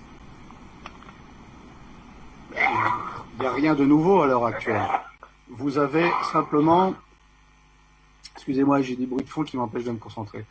Vous avez simplement la Corée du Nord qui, après le rapprochement qui était de communication en fait, de relations diplomatiques à haut niveau, mais chacun avait, je parle des États-Unis, de la Corée du Nord, Washington et Pyongyang, chacun ayant des intérêts de communication, mais pas de volonté véritable d'aboutir à un accord. Je parle de la rencontre entre Kim Jong-un et Donald Trump il y a quelque temps. Et donc nous avons aujourd'hui cette politique américaine qui poursuit de remettre des sanctions, qui continue à en rajouter. Je vois pas d'ailleurs. Il pourrait vraiment rajouter aujourd'hui tellement qu'il y en a. Et donc la Corée réagit avec le seul moyen qu'elle puisse faire, c'est-à-dire que ce qu'elle cherche, c'est un accord de paix avec les États-Unis et le retrait des troupes américaines de Corée, puisqu'ils sont toujours en état de guerre et elle est toujours en position de se sentir donc une possible agression, évidemment. Donc ce que cherche la Corée du Nord pour que, on va appeler en termes politiques, le régime puisse continuer, c'est un accord en bonne et due forme pour garantir sa survie. Et donc nous avons, avec la politique américaine qui continue à rajouter, à empiler des sanctions sur sanctions sur sanctions, aujourd'hui, et qui plus est, dans une situation où, semble-t-il, économiquement, enfin, d'un point de vue, ils ont eu des catastrophes encore climatiques qui a amoindri leur capacité de production agricole, c'est à ce moment-là que les États-Unis rajoutent encore des sanctions. Toujours leur politique de blocus, d'embargo, d'affamer le peuple. Et donc, la Corée du Nord continue à démontrer sa puissance et continue surtout à développer son système de missiles, puisque dernièrement ils ont lancé des missiles hypersoniques qui jusqu'à même les États-Unis n'en ont pas, entre parenthèses. Donc vous avez à l'heure d'aujourd'hui la Corée du Nord qui démontre ses capacités militaires en indiquant que ce n'est pas comme toujours d'ailleurs, comme tout pays qui est agressé et qui a une forte volonté de souveraineté, ce qui est vraiment le cas pour la Corée du Nord, vous avez donc une réponse inverse. Maintenant, il faut aussi prendre ça dans le cadre du jeu général, géopolitique. On s'entend bien que la Corée du Sud ne veut pas, à l'heure actuelle, même se réunifier avec la Corée du Nord. Pour une raison économique, elle ne pourrait pas le supporter. C'est une réalité. Premièrement. Deuxièmement, la Chine ne voudrait pas non plus de voir les forces américaines à ses portes. Mais s'il n'y a plus de Corée du Nord, il n'y a plus de raison de présence militaire américaine en Corée du Sud non plus. Donc vous voyez bien, nous sommes dans une situation un peu de je te tiens, tu me tiens pas la barbichette. Mais la Corée du Nord essaye de tirer son épingle du jeu et le seul moyen qu'elle a à démontrer que ça ne changera pas sa politique d'un iota, c'est de développer effectivement son armement de défense et en particulier son armement missile, puisque c'est là principalement où ils ont concentré leurs forces. Le nucléaire et ses forces balistiques. Et encore une fois, aujourd'hui on le voit, c'est par ces armes-là qu'aujourd'hui on a la supériorité sur son ennemi. Alors certes, les États-Unis sont la première puissance militaire du monde, certes également ils ont énormément l'arme nucléaire, mais la Corée du Nord aussi, et la Corée du Nord aussi des missiles qui peuvent faire très très mal à la force principale des États-Unis, à savoir sa flotte Et aujourd'hui, avec les missiles qu'ils ont, ils peuvent aussi toucher les bases américaines, non seulement au Japon, en Corée, mais également certainement à Hawaï. C'est presque une certitude à l'heure d'aujourd'hui. Donc on est dans une répétition de ce rapport de force qui n'a jamais changé, puisque jamais les États-Unis ne s'intéressent à faire baisser les tensions, parce que faire baisser les tensions, c'est aboutir que les deux Corées se rapprochent, et si les deux Corées se rapprochent, ils n'ont plus besoin, puisqu'ils ne sont plus en confrontation militaire. Rappelons quand même que l'armée coréenne du Sud, même si elle n'a pas l'arme nucléaire, certainement d'un point de vue militaire, a une supériorité numérique, de par le nombre de la population, 25 ou 45 millions. Bon, la chose est assez claire de ce côté-là. Mais donc on est dans une situation où en fait, comme toujours, le problème, pour résoudre la question coréenne, pour résoudre le problème de l'unification coréenne, c'est la présence américaine qui se sert des troubles, qui se sert de cette déstabilisation pour affirmer sa présence, et elle a besoin, qui plus est, encore plus aujourd'hui, d'affirmer sa présence face à sa confrontation avec la Chine, et pour cela, quel est le meilleur moyen de provoquer Pyongyang, c'est de rajouter des sanctions. Voilà la situation dans laquelle nous sommes aujourd'hui. Merci à vous, Fabrice Beyor, pour ces explications. Gamal Abina, je poursuis avec vous, puisqu'on parle justement, il faut le dire, dans les coulisses là-bas, du côté de l'Occident, on parle de violation des engagements de 2018 par la Corée du Nord. Alors, après les 4 tirs de missiles supersoniques auxquels donc a procédé le pays, est-ce qu'on doit craindre un regain de tension, surtout dans la péninsule? Oui, bien sûr, il y a un regain de tension, mais c'est une tension qui est gérée depuis 70 ans bientôt, puisque la fin de la guerre de la Corée, c'était 53 contre les États-Unis. Rappelons quand même des choses importantes. D'abord, les États-Unis, lorsqu'ils agressent la Corée du Nord, pour des raisons à l'époque idéologiques, à savoir le contre-communisme, vont tuer des millions de Coréens, mais vont tuer, et c'est très important de le rappeler, parce que les Chinois n'ont pas oublié cette horreur, ils vont tuer 1 million de soldats chinois avec des armes bactériologiques. Rappelons tout de même que là, en matière de respect des droits humains et surtout du droit international, les États-Unis se fichent complètement de ce qui se passe dans les instances internationales. Ils utilisent des armes bactériologiques et tuent 1 million de Chinois. Donc cette guerre de Corée, qui est une guerre de friction littérale entre les États-Unis et la Chine, est une guerre qui a été voulue par les États-Unis parce qu'ils voulaient absolument faire reculer le communisme à l'époque. Aujourd'hui, depuis 70 ans, cette tension contre la Corée du Nord se maintient. Ils avaient espéré en 89, avec la chute du mur de Berlin, que tous les régimes communistes ou néo-communistes s'effondrent. Le dernier qui soit resté en place, qu'on appelle un régime stalinien, est celui de Corée. C'est un régime qui est de succession de Kim Il-sung, Kim Jong-il, bref, chaque fois c'est un père qui succède à un fils. Enfin, c'est le contraire, un fils qui succède à un père, excusez-moi. Et donc, la Corée du Nord est un pays qui est sous tension permanente. Pourquoi? Pas parce que la Corée du Sud refuse la réunification, ils auraient voulu le faire dans les années 90-2000, je crois même, parce que les États-Unis font tout pour empêcher que ça arrive. Ils ont besoin de garder une base permanente dans la région, c'est toujours pareil. Ils ont Diego Garcia, ils ont le Japon, ils ont pas mal de territoires occupés, mais ils ont surtout la ligne de démarcation entre la Corée du Nord et la Corée du Sud. Alors, les Coréens du Nord sont un pays pauvre, on le sait. C'est un pays pauvre parce qu'il est sous embargo depuis 70 ans, faut pas l'oublier. L'embargo a été renforcé en 2006, quand ils ont su que la Corée du Nord développait des capacités militaires nucléaires. Au départ, ils n'ont pas cru que la Corée du Nord était capable de faire ça. Ils ont même cru à un bluff en disant que c'était d'immenses bombes qui ont été mises dans une montagne pour faire trembler la montagne. C'était pas vrai, c'est bien des bombes atomiques. Aujourd'hui, ils sont inquiets parce que les Coréens sont en mesure d'avoir ce qu'on appelle les porteuses d'ogives nucléaires. Ils ont des missiles longue distance qui font de 1500 à 2000 km et qui peuvent frapper les intérêts états-uniens dans la région. Mais surtout, et c'est là où ils sont le plus inquiets, c'est que les Coréens ont décidé, tout comme les Iraniens d'ailleurs, il faut le rappeler, tout à l'heure, Luc Michel le disait très bien, ils ont décidé de développer des capacités balistiques suffisamment importantes, courtes, moyennes et longues distances, c'est le plus important, avec ces fameux missiles hypersoniques. Ce sont des missiles qui vont 5 fois la vitesse du son, Mach 5, il n'y a donc aucune possibilité de les intercepter par aucun système d'interception possible et imaginable dans le monde. Le dôme de fer ou les systèmes Patriot américains sont impuissants devant de tels missiles. Et ces missiles sont des ogives, on peut porter des ogives nucléaires. Donc ce qui fait peur aux États-Unis, et surtout aux États-Unis, d'ailleurs c'est les États-Unis qui sont en guerre contre la Corée, c'est pas le reste du monde, c'est que les Coréens ont sanctuarisé leur territoire. C'est-à-dire qu'ils ont non seulement la bombe atomique pour empêcher l'invasion des États-Unis sur la Corée, qui a toujours été une obsession américaine à l'époque, mais surtout ils ont les capacités de pouvoir frapper très durement la Corée du Sud et donc les intérêts américains. Ils peuvent toucher le Japon, qui est un des principaux alliés américains sous tutelle. Rappelons que le Japon est occupé par les États-Unis. Il faut jamais perdre de vue que le Japon n'a pas de politique nationale. Il est occupé depuis 75 ans, depuis la défaite en 45.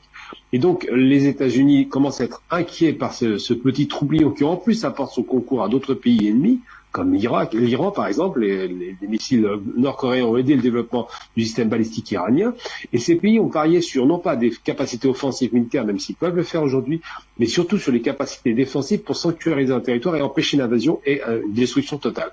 Et donc, ce qui pose problème aux États-Unis, surtout et avant toute chose, ce n'est pas que la Corée soit un pays agresseur. Rappelons tout de même que la Corée n'a jamais fait la guerre à aucun pays dans le monde.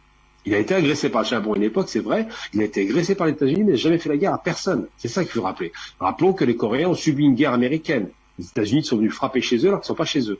Rappelons tout de même que les Coréens sont un pays qui est éminemment pacifiste. Si on tient compte du fait qu'ils n'ont agressé personne et qu'ils restent dans leurs frontières, ce n'est pas un pays impérialiste, ce n'est pas un pays qui exporte son idéologie, c'est un pays qui subit les offensives permanentes des États-Unis, même après la guerre froide. Donc les Coréens ont à cœur de sanctuariser leur territoire, de développer un système balistique de défense, de contre-offensive, et de montrer aux États-Unis que même s'ils sont faibles économiquement, et c'est vrai qu'ils sont faibles économiquement, ils ont développé des capacités, et c'est là où c'est extraordinaire, sur le plan technologique et militaire, extrêmement pointues. Donc personne n'y a cru à ce développement de capacités militaires nord-coréennes.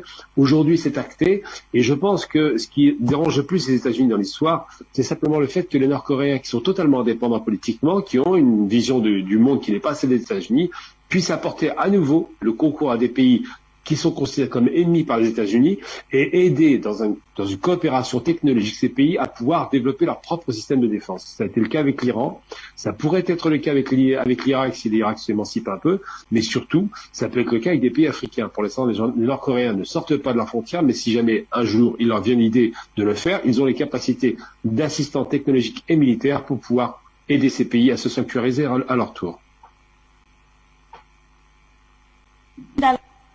Trouve dans la même lancée pour vous, quelle analyse, votre analyse bien sûr, quel est selon vous l'enjeu et le message autour de ces essais nucléaires?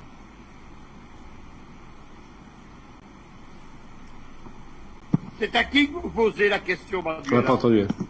Madame Labaroui. Je pense qu'elle nous a quittés. Alors, Luc Michel, donc, Luc Michel, je pense qu'on va donc poursuivre avec vous en attendant peut-être que Linda Labaroui nous retrouve. Il n'y a pas de souci. Pour comprendre le problème de la Corée du Nord, il faut partir en 2003 en Libye. Les États-Unis viennent de détruire l'Irak de Saddam Hussein et les Libyens ont peur. Ils entament des négociations de désarmement avec les Américains et l'OTAN et pendant 8 années, il va y avoir une coexistence pacifique entre la Jamaïria libyenne et les Américains. La coexistence pacifique va se terminer en 2011 par la destruction de la Jamaïria. On se rappellera que la coexistence pacifique avec les Soviétiques en 1970-1980 s'était terminée par la destruction de l'Union soviétique. La Corée du Nord, elle étudie cela et elle inscrit dans sa constitution la question du désarmement libyen. Elle dit que ce désarmement a été une erreur et que seules des armes de destruction massive garantissent l'indépendance nationale et la préservation de la nation. À partir de ce moment-là, la Corée du Nord a une deuxième condition dans sa constitution, c'est le développement des armes atomiques. Au début, comme Gamal le disait, les Américains prétendent que c'est du bluff, mais ça ne l'était pas.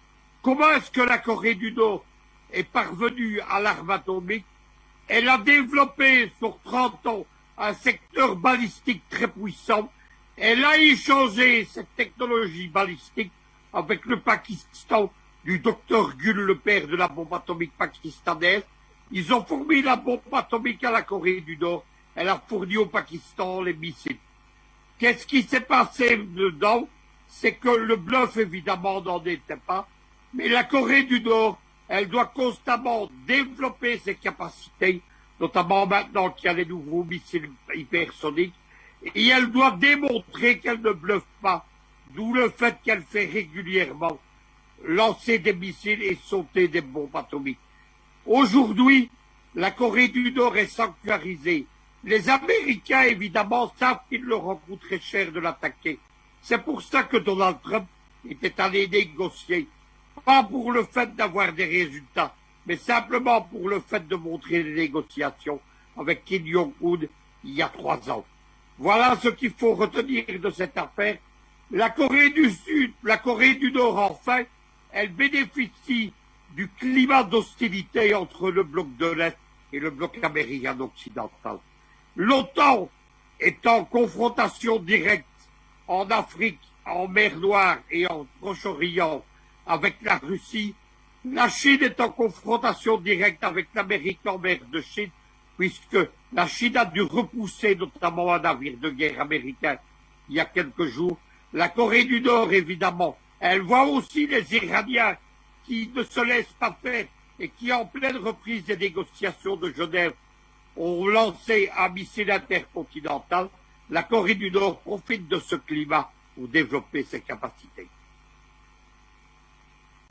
Si donc à vous, Luc Michel, je pense qu'on va refermer cette seconde problématique. Des petits soucis de communication avec Lina Labarui, on va tout de même poursuivre en espérant qu'on va trouver le moyen de nous reconnecter avec elle. On va prendre la transition, la réalisation avant de revenir pour l'actualité géopolitique.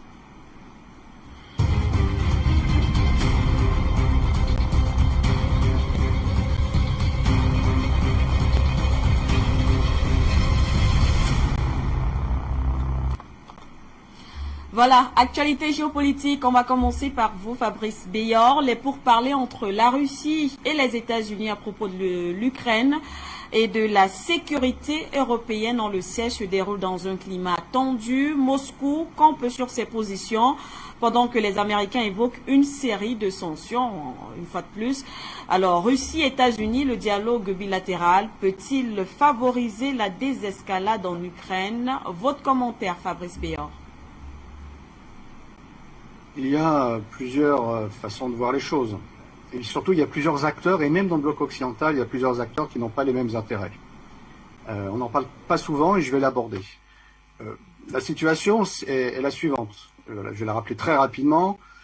Elle a été rappelée ces derniers jours nombreuses fois, maintes fois par les autorités russes, que ce soit le porte-parole du Kremlin, que ce soit le président Vladimir Poutine lui-même, que ce soit le porte-parole du ministère des Affaires étrangères ou le ministre des Affaires étrangères de la Fédération de Russie également, à savoir que la promesse de l'élargissement de l'OTAN n'a pas, de la non-élargissement de l'OTAN n'a pas été tenue, que lorsque celui-ci a été fait dans une première étape, il avait été indiqué par voie écrite pour amadouer les Russes qu'il n'y aurait pas de déploiement d'armes ou de missiles, et qu'aujourd'hui on est directement aux frontières. Il y a une tentative de coup d'État de révolution orange en Biélorussie pour prendre le contrôle du pays.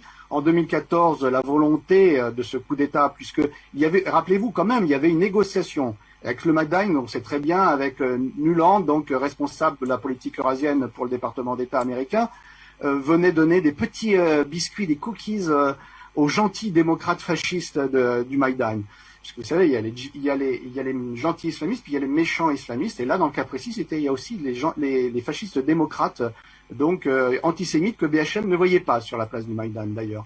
Mais bon, ceci dit en passant. Et nous avons un accord qui avait produit que le président allait laisser grosso modo la place à un Premier ministre de l'opposition et que c'était une façon négocier pour qu'ils partent tranquillement, certainement 1 an, 2 ans après. Mais non, c'était pas leur but. Leur but, c'était de créer une situation de rupture, parce que déjà, ça s'était déjà produit auparavant, et puis les forces pro-russes étaient revenues au pouvoir. Donc il fallait absolument que cette chose ne se reproduise pas. Le but, c'était de prendre Sébastopol, le port, puisque sans le port de Sébastopol, la flotte russe n'existait plus, pour parler très clairement, et donc c'était le début de la politique de division, de destruction de l'État russe, qui est toujours la politique américaine. C'est écrit noir sur blanc, d'ailleurs, dans les think tanks américaines et dans le compte-rendu de quel est le dogme stratégique du Patagone. Mais cela, évidemment, il faudrait-il que nos Français en général, apprennent l'anglais, ils lisent l'anglais pour comprendre et éviter de parler de complotisme alors qu'on parle simplement de la description de la politique américaine. Et donc aujourd'hui, nous sommes dans une confrontation où vous avez l'Ukraine, le bloc occidental et les pays de l'OTAN amassent des armes, livrent des armes de plus en plus à l'armée ukrainienne, ces armes qui sont de plus en plus sur la ligne de contact dans le Donbass, qu'il fait survoler par des drones alors que les survols sont interdits. Enfin bon, l'OSCE, les observateurs de l'OSCE voient tout, mais surtout rien de la part de cette armée ukrainienne, dont la plupart des régiments sur ce front sont des volontaires qui généralement sortent de prison ou sont simplement ce qu'on appelle des néo-bandéristes. En français, si on traduirait, on dirait simplement des fascistes, puisqu'ils se réclament du gouvernement qui a collaboré pendant la Seconde Guerre mondiale avec les nazis. Voilà, ça, il faut le dire, c'est une réalité. Et donc, aujourd'hui, nous avons les États-Unis et la presse, vous voyez, tous les merdias de l'OTAN qui parlent de guerre, qui parlent d'agression. Oh là là, les Russes, comment ils bougent leurs militaires sur leur propre territoire. Quelle horreur. Mais la présence des militaires américains, la présence des militaires de l'OTAN en Ukraine, qu'est-ce que cela veut dire? Comme la Russie l'a déjà indiqué, y a-t-il des bases russes aux frontières des États-Unis? Non. Pourtant, l'inverse, oui. Donc aujourd'hui, depuis 2014, avec cette volonté américaine de prendre le port de Sébastopol, il y a eu une ligne rouge qui a été franchie et la Russie, à partir de cette date-là, a commencé à réagir. Alors que jusqu'à présent, elle était toujours à réagir d'une manière proactive. Alors que jusqu'à présent, elle réagissait d'une manière passive, en ce sens qu'elle ne faisait que de se défendre. Aujourd'hui, elle est toujours en position de défense, mais elle est proactive. Il y a eu le référendum de Crimée, qui a abouti au retour donc de la Crimée au sein de la Fédération de Russie, et nous avons l'intervention en Syrie, nous avons aujourd'hui l'intervention, le retour de la Russie en Afrique. Donc voilà quel est le contexte. Maintenant, les États-Unis en eux-mêmes, est-ce qu'ils veulent une confrontation, se servir de l'Ukraine pour une confrontation militaire avec la Russie? Il n'y aura pas de confrontation militaire à l'heure d'aujourd'hui entre les États-Unis et la Russie, puisque les États-Unis, déjà c'est des puissances nucléaires, les États-Unis n'en ont pas besoin puisqu'ils sont à l'heure d'aujourd'hui obsédés par la Chine.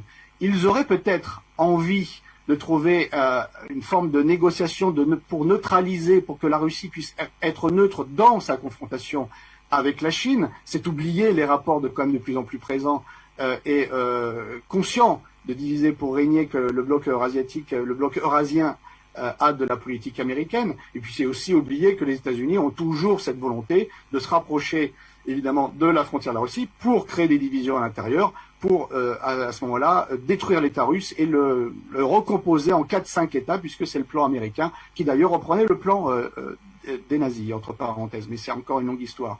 Donc aujourd'hui, est-ce que ces accords peuvent aboutir à quelque chose? Vous avez deux possibilités. Effectivement, soit celle que je viens d'exposer, c'est que les États-Unis ont besoin de cet accord, puisque c'est eux qui ont demandé à rencontrer la partie russe, faut-il le rappeler. Ce n'est pas les Russes, ce sont les Américains. Donc ils sont en demande, ce qui prouve peut-être qu'ils ont quelque chose à demander à la Russie. Et donc nous avons toute l'agitation médiatique, mais la réalité sur le terrain, la réalité des actes démontre qu'il y a une volonté en réalité de s'entendre. Est-ce qu'ils vont s'entendre? Personne ne le sait. Est-ce qu'il y aura des accords secrets? Les Américains ne veulent pas que la réponse qu'ils vont donner à la Russie soit publiée. Imaginons peut-être que nous allons vers cette situation. Est-ce que la Russie va trahir son alliance stratégique avec la Chine? Certainement pas. Est-ce qu'elle va s'engager avec la Chine dans une confrontation militaire si elle n'est pas directement impactée? Je ne le pense pas. Mais rappelons-nous que même si les États-Unis voudraient un accord, même qui serait que temporaire pour quelques années, faudrait-il encore qu'ils résolvent le problème de l'Ukraine, c'est-à-dire qu'ils n'interviennent plus? Parce qu'il faut arrêter de délirer.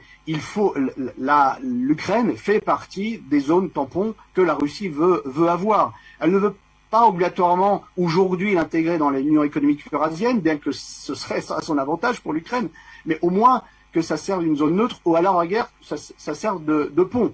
Mais dans le bloc occidental, vous avez aussi des intérêts divergents.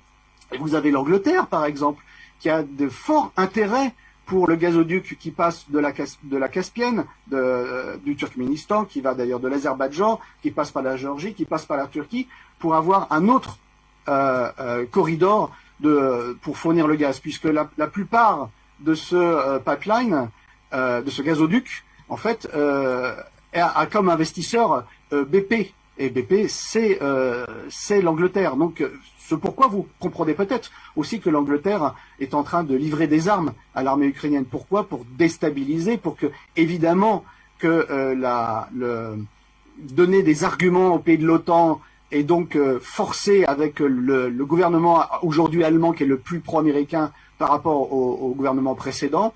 En Allemagne, vous savez, c'est qu'une petite question de nuance, mais c'est quand même important, contre le gazoduc donc Nord Stream 2.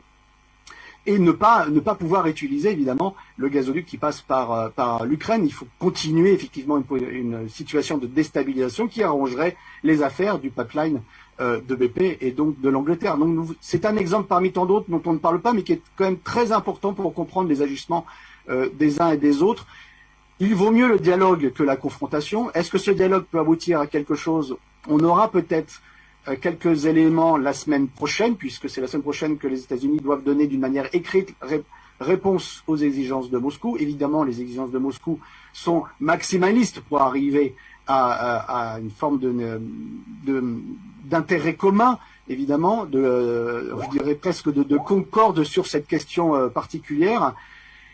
Maintenant, lorsqu'on voit Kiev, la junte de Kiev, et je vais terminer là-dessus, la junte de Kiev prend ses ordres du proconsul américain, qui est l'ambassadeur américain à Kiev, c'est une évidence. Mais Kiev, c'est un peu, on va dire, la Russie des années, qui est toujours dans les années 90, c'est toujours entre les mains des oligarchies, toujours aujourd'hui, avec le chantage de ces qui sont minoritaires, mais quand même ces extrémistes armés, ces groupes ultra-nationalistes paramilitaires et intégrés directement dans l'armée ukrainienne, faut-il le rappeler. Le bataillon Azov, qui est intégré dans la garde nationale, qui dépend de l'armée ukrainienne, a fait l'exploit d'avoir dans son logo 2 symboles nazis, mais c'est pas grave. Et donc, on peut s'imaginer qu'il puisse y avoir un dérapage, et le dérapage, c'est simple, puisque ces gens considèrent que les populations du Donbass sont des occupants, donc il faut les évacuer, ou alors les exterminer, comme le disent certains journalistes à la télévision ukrainienne. Et je terminerai là-dessus. Imaginez le président ukrainien, qui est en fait un clown, hein, c'était un humoriste en Russie, il avait fait toute sa carrière et sa fortune d'ailleurs en Russie, a fait dans une dernière déclaration, en russe, pas en ukrainien, en russe à une chaîne ukrainienne, ces gens ils ont un problème vraiment psychiatrique, indiquait que c'était la Russie qui avait besoin de l'Ukraine parce que la Russie, sans l'Ukraine, n'était pas un pays civilisé. Les seuls qui parlent ce langage-là, qu'on les a eus, c'est le langage de l'Allemagne nazie qui parle de tout ce qui était à l'Est, c'était barbare, asiatique, évidemment, vous rajoutez le mot juif dedans et vous avez exactement la propagande et le discours qu'on a dans les médias aujourd'hui en Ukraine. Donc le problème peut-être ne vient pas, à l'heure d'aujourd'hui peut-être des États-Unis et encore moins évidemment de la Russie, mais peut-être de ces gens aujourd'hui au pouvoir à Kiev, mis en place par les États-Unis, acceptés par les pays de l'Union européenne, honte à eux. Et lorsque vous avez des bataillons armés ultranationalistes, pas véritablement intelligents pour la plupart, et qui aujourd'hui ont les armes, ils peuvent et ont déjà indiqué qu'ils montraient sur Kiev s'il y avait un accord de paix. Voilà la situation dans laquelle on est. Maintenant, s'il y a un accord, il ne pourra être que temporaire, puisque la géopolitique américaine voit toujours la Russie comme le cœur de l'Eurasie, et qui contrôle l'Eurasie contrôle le monde. C'est toujours cette antienne qu'il faut avoir en tête. C'est toujours la thalassocratie américaine qui a peur de voir une nouvelle Rome continentale émerger, qui serait pour elle le début du chant du cygne. Voilà la situation dans laquelle on est, en sachant qu'en Russie, les médias en parlent beaucoup, mais pas d'une manière alarmiste, alors qu'évidemment en Occident, on fait peur aujourd'hui aux gens en parlant du méchant russe. Je pense que les gens qui aujourd'hui regardent les médias francophones, les médias occidentaux, trouveront, s'ils sont intelligents et honnêtes, voyons bien que on est dans une situation de propagande où vous avez l'Union européenne, qui est la première des colonies américaines, qui a un langage plus jusqu'au boutiste que même les Américains, qui ont indiqué qu'il n'y aura aucun soldat américain qui interviendra en Ukraine. Cela prouve très bien que les États-Unis n'ont pas une volonté de confrontation directe, mais qu'ils cherchent également à faire pression, mais que cette pression aujourd'hui, peut-être qu'ils veulent la négocier, parce qu'aujourd'hui en face, ils ont une Russie qui ne fait plus marche arrière, et comme l'a dit Poutine, nous sommes sur le palier de notre maison. La situation est extrêmement claire. Les États-Unis, je pense peut-être, comprennent qu'aujourd'hui, il est temps de négocier. On le saura la semaine prochaine et certainement courant février, puisque beaucoup parlent que s'il y avait une confrontation, elle aurait lieu au mois de février pendant les Jeux Olympiques. Rappelons-nous l'habitude qu'ont les Américains de faire ça lorsqu'ils ont poussé le gouvernement de Géorgie à attaquer l'Ossétie du Sud pendant les Jeux Olympiques de Pékin.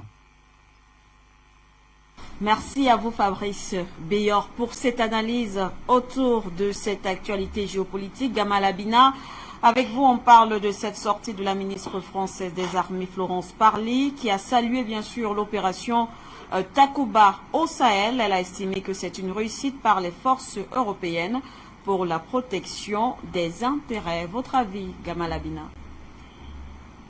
Ça, c'est une sorte d'incantation, une façon de s'auto-rassurer, la méthode Coué, de dire que tout va pour le mieux dans le meilleur des mondes, alors qu'en vérité, non, les opérations sont des échecs absolus.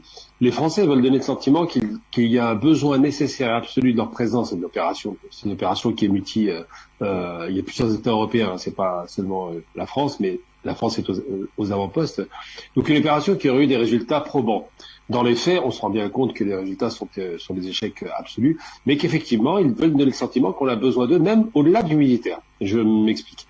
Ils disent par exemple que les Maliens ou d'autres pays africains, lorsqu'ils ont des besoins, par exemple d'approvisionnement pour les populations qui seraient enclavées ou d'assistance médicale, ce genre de choses-là, donc là on est vraiment dans le discours néocolonial, eh bien ces forces sont les bienvenues. Sauf que ce sont des forces militaires, ce ne sont pas, c'est pas les hôpitaux de campagne, ce ne sont pas des gens, il faut pas de l'assistance, il faut pas dans le social, mais leur légitimation d'un point de vue militaire étant extrêmement faible, puisque les résultats sont quasiment inexistants, il faut le rappeler. Je veux dire, en 8 ans de présence, il s'est pas passé grand-chose, ou très peu.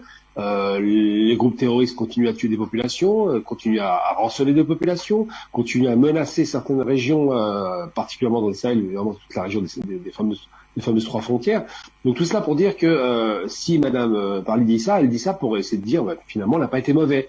Finalement, n'allez pas voir les Russes. Finalement, Takuba, c'est pas mal. Notre présence est légitime, alors qu'ils occupent la base de façon exclusive.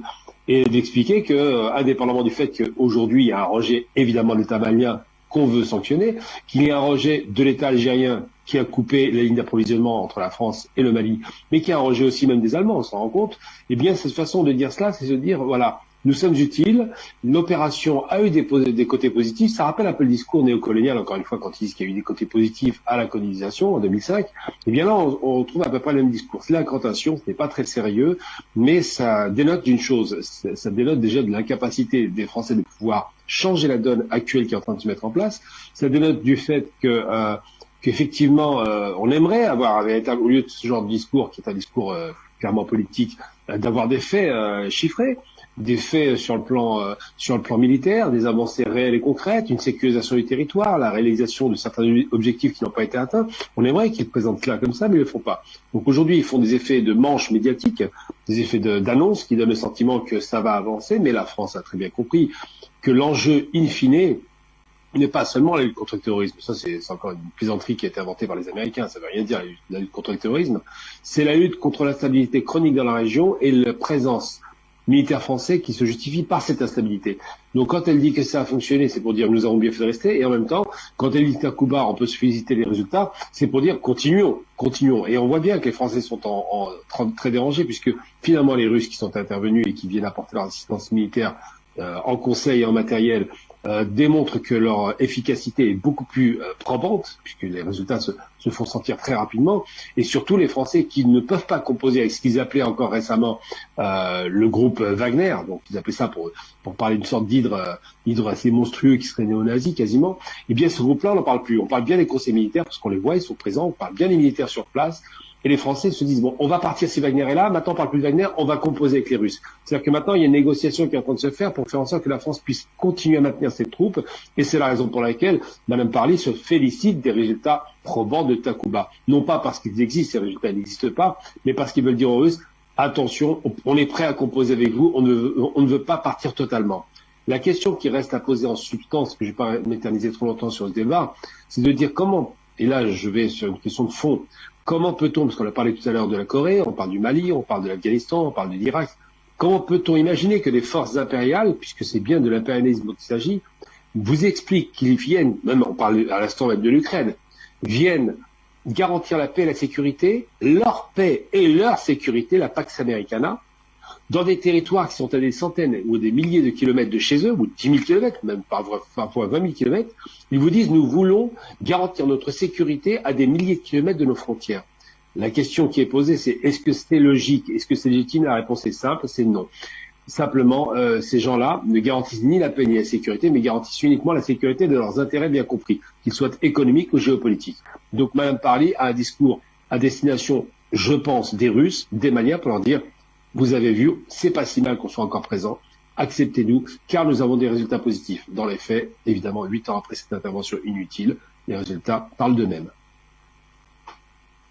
Alabina, on va donc conclure et sortir avec vous. Luc Michel, on parle de l'OTAN qui a donc rejeté vendredi la demande de la Russie d'un retrait des troupes étrangères de l'Alliance présentes en Bulgarie et en Roumanie et a donc dénoncé l'idée de sphère d'influence en Europe. Comment analyser cette position de Moscou, Luc Michel?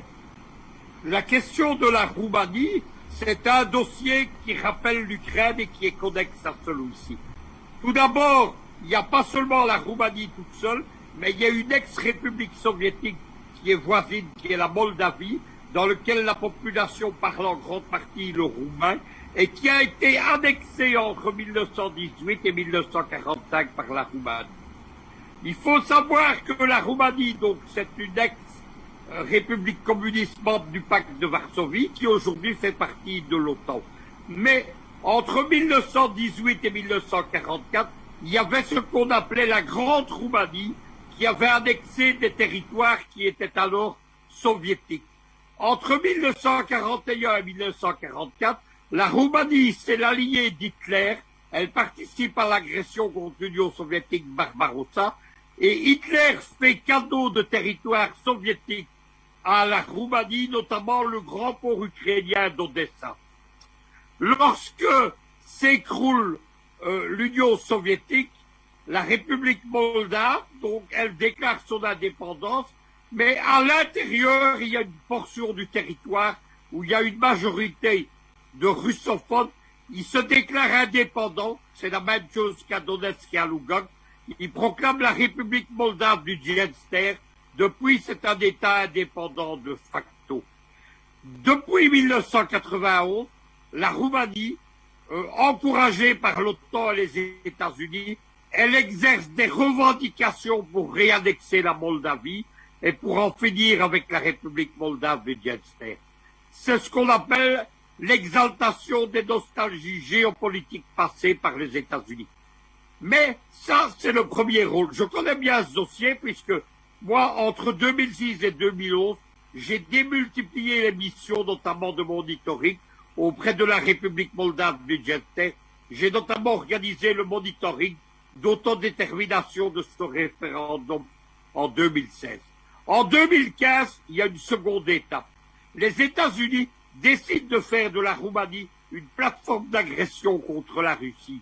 Ils installent aux frontières de la Russie des missiles, des radars, qui, soi-disant, sont destinés à protéger contre les missiles iraniens, mais qui en réalité visent Minsk, Smolensk et Moscou. Au printemps 2015, moi je déclenche un scandale diplomatique. Je vais faire la une de tous les journaux, notamment télévisés roumains à l'époque, tout simplement parce que j'explique que, en acceptant de déployer des armes de l'OTAN, maintenant la Russie ciblait avec des armes atomiques le territoire roumain. C'est un scandale immense, évidemment, qui continue. Troisième chose qu'il faut savoir, c'est que Poutine vient de tracer des lignes rouges de même nature que l'Ukraine. Quelles sont ces lignes rouges? Tout d'abord, c'est arrêter de déployer des troupes de l'OTAN en Roumanie. Notamment, il y a un projet de Macron de déployer des troupes françaises. Vous savez que Macron, c'est un personnage russophobe, c'est une carpette au service des Américains. Deuxièmement, Poutine dit plus de revendications territoriales de la Roumanie sur la Moldavie. Troisièmement, respect de l'indépendance de la République moldave du Dniester. Voilà donc la situation. La question de l'adhésion de la Moldavie à l'OTAN, c'est la même question que la question de l'adhésion de l'Ukraine ou de la Géorgie. C'est un nouveau stade d'expansion que la Russie n'acceptera jamais. Maintenant, une dernière chose, il faut parler du cynisme américain. L'Amérique a fait de la Roumanie une cible atomique pour les armes nucléaires russes. Le grand géopoliticien américain George Friedman, il parle de la Roumanie dans son livre de Tex Andretiar, les 100 prochaines années. Il évoque la Troisième Guerre mondiale qui aura lieu, selon lui, entre 2050 et 2070. L'un des terrains, des champs de bataille principaux de la Troisième Guerre mondiale, c'est précisément la Roumanie qui est ravagée par des armes nucléaires tactiques. Le cynisme, il est très simple. À la fin de la Troisième Guerre mondiale, la Roumanie est restituée. Vous savez que c'est une province de l'Empire ottoman entre le XVIe et le XIXe siècle, qui précisément a été libérée par le sacrifice des soldats russes. Eh bien, la Roumanie est restituée à la Grande Turquie comme une de ses provinces. C'est la fin de l'indépendance. Les pauvres Roumains deviennent des citoyens de seconde zone pour les remercier de s'être sacrifiés pour les États-Unis. C'est un peu ce qui s'est passé en Afghanistan. Les Afghans, après avoir servi pendant 20 ans les Américains, on jette le citron une fois qu'il est pressé. Merci à vous, Luc Michel. C'est donc effectivement avec ces propos qu'on va aussi mettre un terme à cette autre édition de Géopolitique internationale. Toutes nos excuses pour notre invitée Linda Labarui, nous n'avons pas pu nous reconnecter avec elle. Nous remercions tout de même, nous vous remercions, chers téléspectateurs, de nous avoir suivis, sans oublier Fabrice Beyor qui était avec nous, Gamal Abina, bien sûr vous, Luc Michel, l'équipe technique d'Afrique Média, pour la réalisation de cet autre numéro de Géopolitique internationale. D'ici là, portez-vous bien, vous le savez, d'ici quelques minutes, lorsqu'il sera exactement 14h, heure d'Afrique centrale, ce sera le grand débat panafricain sur Afrique Média. À très bientôt.